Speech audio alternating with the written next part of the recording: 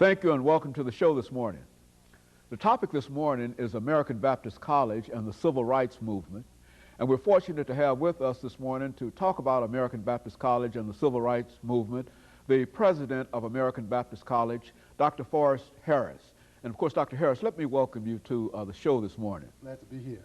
And again, Dr. Harris, to talk about what I consider to be a very, very important topic, and that is American Baptist College and the Civil Rights Movement. Yes. And I would believe, as the president of American Baptist College and as a person who has been involved in the Civil Rights Movement for a long time yourself, I would imagine you would be able to give us quite a bit of information. And let's start off by first having you to give us some information about Dr. Forrest Harris, before he became Dr. Forrest Harris, and some information about your background, education, and things that eventually led you to the presidency of American Baptist College, and then we'll talk about some other areas. Well, I'm glad to be here, and before there was Dr. Forrest Harris, I guess I must say there were my parents. Okay. In Memphis, Tennessee, Shelby County. I was born and raised there, 9 other sisters and brothers, and we all felt in Shelby County and Memphis in those days the segregation of that culture in that time. I was educated in the Memphis school system, graduated from Woodstock High School, left Memphis and went to Knoxville College in East Tennessee, and graduated from Knoxville College with a Bachelor of Arts degree in sociology and psychology. And then I ended up being an employee of the federal government in Oak Ridge, Tennessee, just down from Knoxville, as a federal compliance officer with the Energy Research and Development Administration. Spent 9 years there as a compliance officer doing what we call government contractor-owned compliance reviews, making sure that there was parity and equal employment and opportunity of government contracted facilities. And it was a rewarding job. And then I felt the urgency of the church calling, God calling on my life as it relates to the ministry, and it became clear to me that I was being called into the ministry to devote my life to it. They would say from the black church, the church had marked me. Okay, very good. And particularly the minister of my childhood, Reverend Brady Johnson, 40 years, marked me in a way that I was always fascinated with the pulpit and the preaching and what the preaching meant for us. And so I gave my life totally to that and came to Nashville to prepare for the ministry.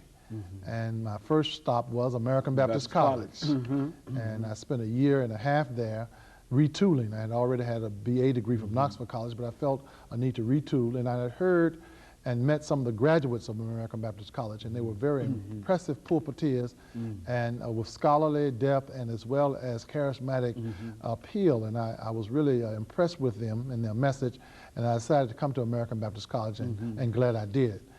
When I was there for that year and a half, I was under the tutelage of people like Dr. Nehemiah Douglas, Dr. Don McCoy, who was still at the college, Dr. Richard Lucas, both of them still at the college, and had an indelible impact upon my development in theological education. And then I left there and went to Vanderbilt and spent the rest of my academic training at Vanderbilt getting the Masters of Divinity and the Doctor of Ministry degrees. So I've been exposed now to theological education in the realm of training for a number of years. After I graduated from Vanderbilt Divinity School, I was pastoring Oak Valley Baptist Church in Oak Ridge, Tennessee. Then Vanderbilt asked me to come here to coordinate, at the time, the Kelly Middlesmith Institute on the Black Church. I coordinated it for a year, and then they asked me to be the director of it full time. And I've been director of the Kelly Middlesmith Institute on the Black Church at Vanderbilt for the last 11 years. And as a result of that, exposed to theological education and the ministry in the Black church tradition. And that's, I think, kind of prepared me for the role at American Baptist College. You know, American Baptist College is a very, very significant organization, and especially during the Civil Rights Movement. But let's talk about the institution itself. Give us a little information about the history. And I hate to raise this question, Dr. Harris, because we'll be coming up to our commercial break, but let's start that and then we'll continue it after the break. But let's start it off. Well, American Baptist College is one of the historic institutions of the black church community and college community in higher education.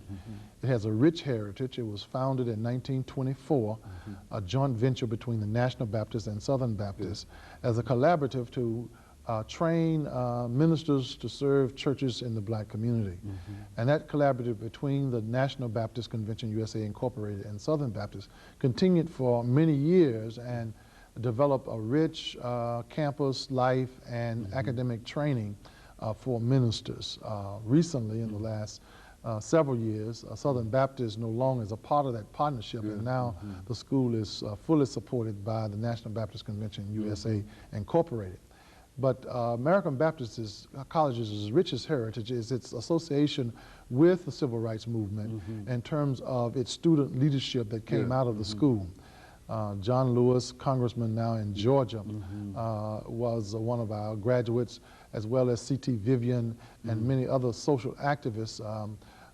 Dr. Riggins R. Earl, who is professor of Christian ethics at ITC in Atlanta.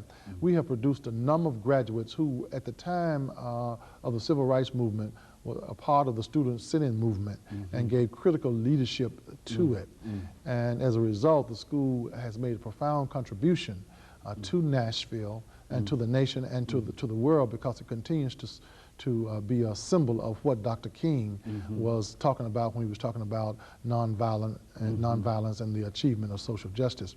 But American Baptist College is committed to theological and biblical training, theological education and biblical studies for preparing leaders to serve the churches in our communities. You know, I've heard, if we're not interrupted by our commercial break, that there are quite a number of ministers in various pulpits around Nashville and these areas that are from American Baptist College. That's right. Around the country, there are not many municipalities or cities where you will not find a graduate from American Baptist College giving leadership to their community through the church. And some of the larger churches and some of the most significant churches in ministry are pastored by American Baptist College graduates. We have a lot of graduates throughout, and here in Nashville particularly, many of the pulpits are filled with persons who went to American Baptist College, and not only the pastors, but we have a whole lot of lay leaders and other people who have attended American Baptist College that have given significant leadership in our community.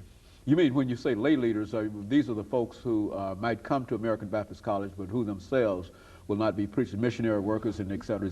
Exactly. We have now persons who write religious literature. We have chaplaincies that people have gone into after graduating from our college. And we have people giving leadership to agencies in the community that have a social purpose and faith perspective. So we're preparing people for leadership at the school that go beyond the pulpit and leadership, but leadership in the community as a whole. That's what, I think that's what I wanted to make sure that we understood, because generally when people think in terms of American Baptist College, they think only in terms of making preparation to teach, to preach. Preach, right. If you wanted to, for example, become involved in some of these other areas, you also said that this is a viable institution for that. Viable institution for that. We have a solid record of producing that kind of leadership and tooling people to do that. And I'm an example of that myself as a graduate of the school, to be able to go into theological education at the graduate level at Vanderbilt and teach there and direct the institute. I got my start in my beginning at American Baptist College as I came there to retool. So there are many other persons who have found a diversity of careers around religious education and involvement in social agencies and Christian institutions that we can train people for. You know, Dr. Harris, we're coming up to our first commercial break for today.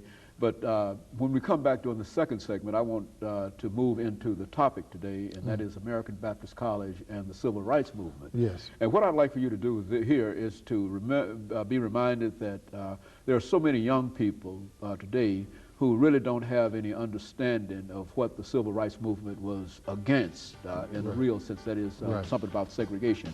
And so when we come back, I want you to use part of this time to talk about the separation of the races in the southern parts of the United States and what eventually created the situation for the movement.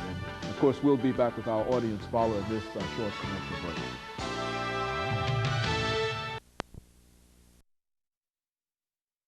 Of the show for today.